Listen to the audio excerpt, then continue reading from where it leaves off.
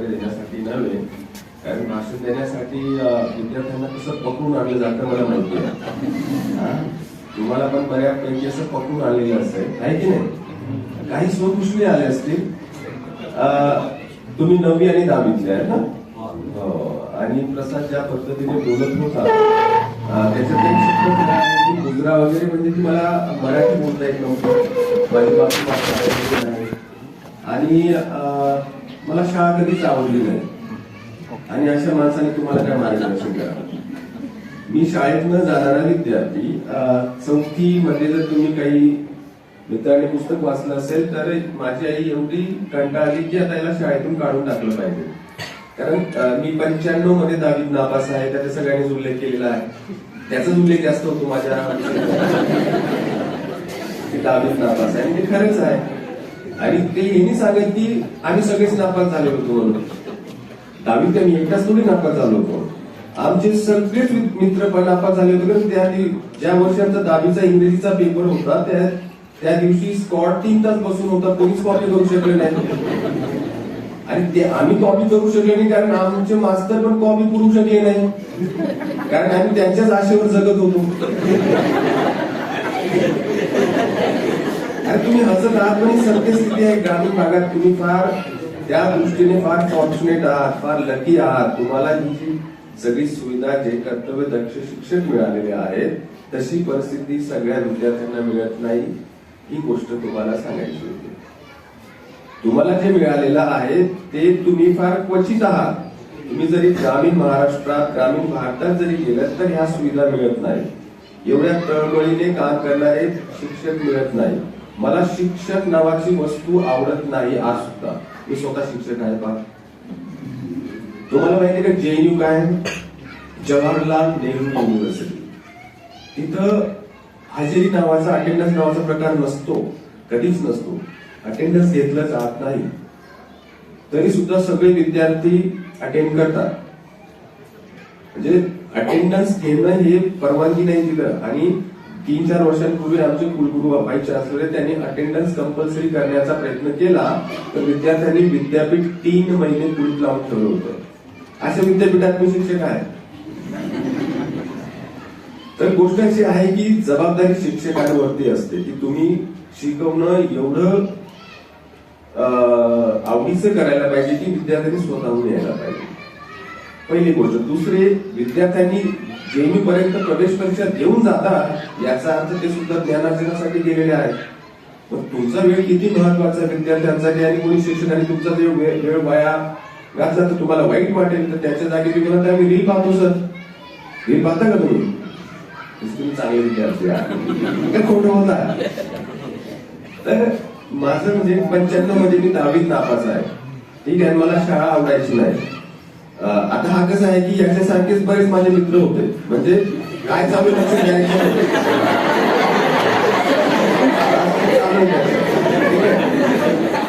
तर याला जोर जबरदस्तीने बसून ठेवलेलं आणि सिद्ध केलेलं आहे. ब्लूटूथ माहिती ना? ब्लूटूथ काय असतं? Bluetooth wifi. याचं वायफाय कुणीतरीच कनेक्टेड आहे. आणि इथं बसलेला आहे, आणि तो बसलेला आहे, याचं वायफाय कनेक्शन सुद्धा चालू आहे. काही घेणं घेणं नाही. उलट त्याला तो लक्ष देऊन ऐकतो, त्याला पण ऐकू देत नाही. तर याच्यासारखे संख्येने मोठ्या प्रमाणात असणारे विद्यार्थी माझे मित्र असायचे. आणि 95 मध्ये तुमचा कोणाचा विद्यार्थ्यांचा जन्म झाला नसेल तेव्हा मी 10वी नापास झालेलो आहे. आणि ऐरणीच्या पलीकडे मला बोलता येत नव्हतं. जे ऐरणी बोलता येत होती, पण इथं येऊन तर ते ऐरणी पण समजायची मला. तसं प्रसाद बोलायचा ना, मला असं सार्वजनिकरित्या बोलणं मला 2007 मध्ये जमायला लागलं. तर म्हणजे मी वयाच्या 28व्या वर्षी मला सार्वजनिकरित्या मी काही बोलू शकतो असं वाटायला लागलं. जेव्हा मी JNU मधून फ्रान्सला गेलो होतो तोपर्यंत मी बोलायचो नाही. आधी बोलायचो नाही कारण बोलता येत नव्हतं. ऐरणीच्या पलीकडे मला बोलता येत नव्हतं. पण 95 मध्ये नापास झालेलो आहे. 95 तर 98 सगळ्या प्रकारचे कामं केलेली. मी गॅरेज मध्ये काम केलेलं आहे, टॅक्सी चालवलेली आहे, सगळीच कामं केलेली आहे.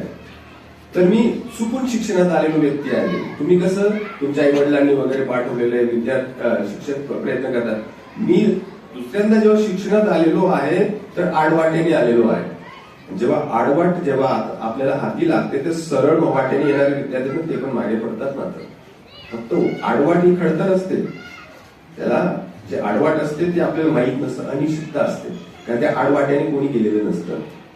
तर माझा जो प्रवेश आहे शिक्षणात तो आडवाट्याने. आज मी 8 भाषा बोलतो. माझं शिकवणं फ्रेंच भाषेत चालतं. मग मी जो विषय शिकवतो तो तत्वज्ञानाचा विषय आहे. खरं तुम्ही जे सगळे विषय शिकवतात त्या सगळ्या विषयांना 19व्या शतकापर्यंत तत्वज्ञानच म्हटलं जायचं. आता कसं केमिस्ट्री, फिजिक्स वगैरे विषय आहे, अशी नावं नव्हती आली. 19व्या शतकापर्यंत सगळ्याच विषयांना सोशल फिलॉसॉफी, नॅचरल फिलॉसॉफी असे शब्द वापरले जायचे. म्हणजे फिजिकल फॅक्ट्स जे असतात भौतिक जगातल्या त्याच्यासाठी फिजिकल. जसं तुम्ही आयझॅक न्यूटनचं जे महत्वाचं काम आहे त्याचं शीर्षक मध्ये फिलॉसॉफी आहे. गुगल करायचं घरी जाऊन. ठीक आहे, आयझॅक न्यूटन चित्र तर पाहिले तुमच्या लॅबमध्ये मी. त्यांचं जे महत्वाचं काम आहे त्याच्यात ते मॅथमॅटिकल त्यांनी जी मांडणी केलेली आहे ऑफ नॅचरल फिलॉसॉफीची मांडणी केलेली आहे. आणि आज सुद्धा कुठलाही विषय असू दे, तुमचा फिजिक्स असू दे, केमिस्ट्री असू दे, त्याच्या सर्वोच्च डिग्रीला PhD म्हटलं जातं, जे philosophy, doctor of philosophy. Philosophy म्हणजे तत्वज्ञान. तो विषय आता या गंभीर होऊन गेला तुम्ही तर हाच तर गंभीर झाला. याच्याकडून जास्त आशा नव्हती बरं का मला. असू नका. कधी कधी ज्यांच्याकडून आशा नसतात ते विद्यार्थी फार दूरपर्यंत निघून जातात. बरं ते येडे बागडे दिसतात पण कुठे निघून जातात. ते 100तून एखादा असतो, तो 99 काहीच करत नाही, पण एखादा निघून जातो मात्र. तर तत्वज्ञानाचा विषयाचा मी प्राध्यापक आहे आणि French, German, Italian, English, Hindi, मायरानी, मराठी, थोडीफार संस्कृत अशा 8 भाषा बोलतो मी. पण मला नंतर अभ्यास करायला आवडायला लागला आणि एकांतात राहायला आवडायला लागला. आणि मी जवळपास मग 10 वर्ष बोलणं मी टाळलेलं आहे. आपल्याला कसं की बडबड करायची सवय असते ना. आता मी सार्वजनिक वस्तू झालेली म्हणून बोलावं लागतंय मला. तर बोलण्याचा मला कंटाळा आहे. शिक्षणासाठी तुम्हाला अनेक वर्ष अदृश्य राहून समजून घ्यावं लागतं. पण पायथागोरस तुम्ही नाव ऐकलेलं असेल, तो म्हणतो की अदृश्य राहून शिक्षण घेणं अनेक वर्ष, तेव्हा काहीतरी आपल्याला हाती लागतं. आपल्याला कसं थोडं कळलं लगेच समाजात त्याचं जास्त करून दाखवायची गरज असते, कारण सोशल मीडियाचा जमाना आहे. आपल्याला छटाक कळतं आणि 1 किलो दाखवायचं असतं, आहे की नाही. त्याला तुमच्या भाषेत म्हणजे चंपूगिरी करायची असते थोडीशी. पण शिक्षणात चंपूगिरी हे घातक तत्व असतं. जोपर्यंत काहीतरी मूलभूत हाती लागत नाही, जोपर्यंत आपल्याकडे खरंच काहीतरी सांगण्याजोगं आणि ती सांगण्याची शैली मिळत नाही, तोपर्यंत माणसाने गप्प बसायला पाहिजे. आणि गप्प बसणं हे शिक्षणातलं सर्वात महत्वाचा नियम आहे. जोपर्यंत तुम्हाला काहीतरी चांगलं, आणि तुम्ही जेव्हा जे मांडणी करताय ती मांडणी इतरांना वाटायला पाहिजे की खरंच महत्वाची मांडणी आहे. जे तुम्हाला चांगलं वाटतं म्हणून ते चांगलं नसतं. त्याला आपण म्हणतो वस्तुनिष्ठता, ऑब्जेक्टिव्हिटी म्हणतो. म्हणजे आपण जे बोलतो ते सब्जेक्टिव्ह असतं. सब्जेक्टिव्ह म्हणजे आपल्याला भारी वाटतं. सगळ्यांनाच आशात कोण भारी वाटतं की नाही, इतरांना पण भारी वाटायला पाहिजे ना. ते आपल्याला नाही तर आपल्या छटाक मित्रालाच भारी वाटतं. आणि जो अनोळखी त्याला वाटतं का काही, त्याला काहीच वाटत नाही, मग गप्प बसायचं. आगाऊपणा कशाला करायचं. पण आपल्याला काय नाही की आगाऊपणा करणं म्हणजे काहीतरी आपण जोकर आहोत. जोकर मानत काही लोकांना धन्यता वाटते, पण ते फार काळ टिकत नाही. जोकर लोकांचं फक्त मनोरंजनात्मक व्हॅल्यू असतं. त्यांचा वापर होतो, ते थोडं हसतात आणि त्यांना वाटतं आपण काहीतरी भारी करतोय, पण ते स्वतःचं नुकसान करतायत. म्हणून मी एक वाक्य वापरलेलं आहे माझ्या पुस्तकात. मी जेव्हा परत शिक्षणात प्रवेश केला, मी गावातला होतो, तिथं मराठी बोलली जायची नाही. मी धुळ्यात येतो आणि तिथल्या उच्चभ्रू कॉलेजमध्ये माझं ऍडमिशन होऊन जातं. आणि माझं ऍडमिशन माझ्या गुणवत्तेमुळे मिळत नाही, मला माझ्यावरती दया मेहरबानी केलेली त्या शिक्षकांनी. कारण इंग्रजी मला बोलता येत नव्हती आणि मी 12वीत कसा तरी पास झालेलो आहे. आणि ग्रामीण भागाच्या दृष्टीने चांगल्या दृष्टीने पास झालेलो, पण शहराच्या दृष्टीने ते काहीच नाहीये. आणि मी डायरेक्ट निर्णय घेतला की इंग्रजीमध्ये मला आता ग्रॅज्युएशन करायचं. मला इंग्रजीच येत नव्हती. आणि त्या कॉलेजमध्ये इंग्रजीसाठी परत प्रवेश परीक्षा असायची. आणि जे विद्यार्थी इंग्रजीसाठी गेले त्यांच्याकडे 80%, 90% बोर्डात आलेली पोरं. आणि मला इंग्रजीत फार मेहनत घेऊन मला 51 मार्क्स मिळाले होते तेव्हा. तर त्यांनी मला मी एक लेखी परीक्षा होती आणि एक मौखिक होती. लेखी परीक्षेत मला काहीच लिहिता आलं नाही, तरी सुद्धा मौखिक बोलून घेतलं त्यांनी. मला लक्षात आलं की तिथले जे प्राचार्य होते त्यांनी ग्रामीण भागातील एकच विद्यार्थी आपल्याकडे, म्हणून आपण त्याला जागा दिली पाहिजे. आणि ते आहेत डॉक्टर के व्ही पाटील. त्यांना मी आज सुद्धा गुरु मानतो आणि आज सुद्धा भेटतो, ज्याचा उल्लेख पुस्तकात आहे. ते नंतर व्हाईस चान्सलर झाले उत्तर महाराष्ट्र विद्यापीठाचे. त्यांनी अशा विद्यार्थ्याला ऍडमिशन दिलं की त्याला त्या विषयातलं काहीच कळत नव्हतं. मग मौखिक परीक्षेसाठी गेलो मी तिथं.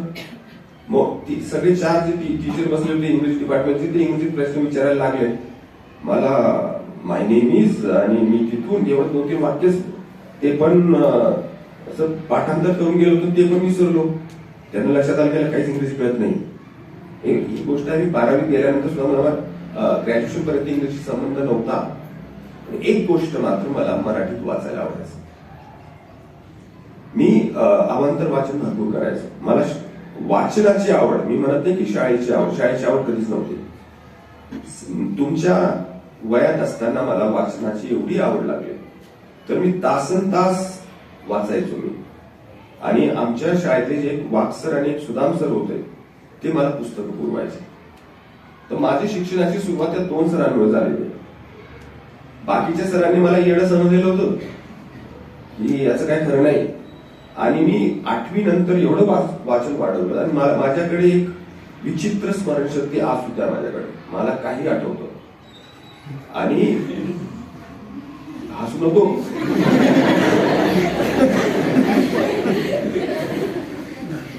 अशी नाही ना तू. तर मी 12वीत गेलो. 12वी नंतर मी डायरेक्ट एवढी जाड इंग्रजी डिक्शनरी पाठांतर करून आलो. कारण मला तेव्हा काय वाटायचं की काय इंग्रजी काय, मग ते शब्दांची गोळाबेरीज असेल. 24 शब्द पाठांतर केलं तर इंग्रजी यायला पाहिजे. मला थोडी माहिती की व्याकरण पण असतं आणि ते त्याच्यानंतर असं नाही. मला शब्दांचीच गोळाबेरीज. मी एवढी जाड डिक्शनरी पाठांतर केली आणि अशी पाठांतर केली, मला एक शब्द जरी विचारला वरचे 5 पण आठवायचे आणि खालचे 5 पण आठवायचे, कधी कधी पेज नंबर पण आठवायचं. तर मला ती फोटोग्राफिक मेमरी आहे. तर असे इंग्रजी पाठांतर करून टाकले. आणि मग तेव्हा मी ग्रॅज्युएशन करताना मला इंग्रजी येत नव्हती. ग्रॅज्युएशन नंतरचा प्रयोग आहे माझा. तर मला शिक्षक म्हणाले एखादं गाणं म्हणून दाखव म्हणे. आणि प्रवेश परीक्षा इंग्रजीचा ते मला हिंदीत गाणं म्हणायला लागलं. मला लक्षात आलं की काहीतरी, जसं आपण एखादा असतो ना की हुशार विद्यार्थी नसतो पण शिक्षक लोक पण मनोरंजन शोधतात, आहे की नाही. त्या शिक्षकांनी माझ्यात मनोरंजन शोधलं. तर मी गाणं म्हटलं मुसाफिर हुया हो. त्याच्यावरती माझं ऍडमिशन झालं. पुस्तकात उल्लेख आहे त्याचा. मी मुसाफिर यारो हे गाणं मी मुलाखतीत म्हटलेलं आहे. त्या गाण्याचा आणि मुलाखतीचा काहीच संबंध नाही. त्यांना हे थोडी माहिती होतं की असं दयादान धर्म करून हा व्यक्ती पुढे तत्वज्ञानाचा प्राध्यापक बनणार आहे.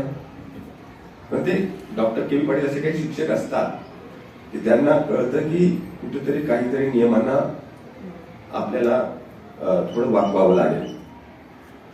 ते नियम तोडून माझा प्रवेश झालेला आहे शिक्षणात. नियमानुसार माझं ऍडमिशन होणार नव्हतं. तर असं आहे. तर मग त्याच्यानंतर शिक्षणाची सुरुवात झालेली आहे माझी. Story begins from there. तिथपर्यंत तुम्हाला मनोरंजन वाटलं, पण त्याच्यानंतर माझ्याकडे नीरव शांती आहे. त्याच्यानंतर मग तब्बल 8-9 वर्ष काही कुठे बोलण्याचा, कुठे येण्याचा काही प्रश्नच आहे. महाराष्ट्राला माझ्याविषयी 2020 मध्ये माहिती पडलं जेव्हा माझं पुस्तक आलं. तोपर्यंत मी जेएनयू मध्ये 10 वर्षापासून तत्वज्ञानाचा प्राध्यापक होतो. आपल्याकडे कसं करे, एखाद्या छोट्याशा गावाचा कुठेतरी गेला, बातमी होते. मी त्या खेडेगावाचा विदेशमधून शिक्षण घेऊन आलो होतो, जेएनयूचा प्राध्यापक, तरी सुद्धा कुठे बातमी झाली नव्हती. आपल्याकडे रॅक्स टू रिचेस स्टोरी लगेच कॅच करते ना. मग ती स्टोरी तर माझी 2002 मध्ये झाली असते.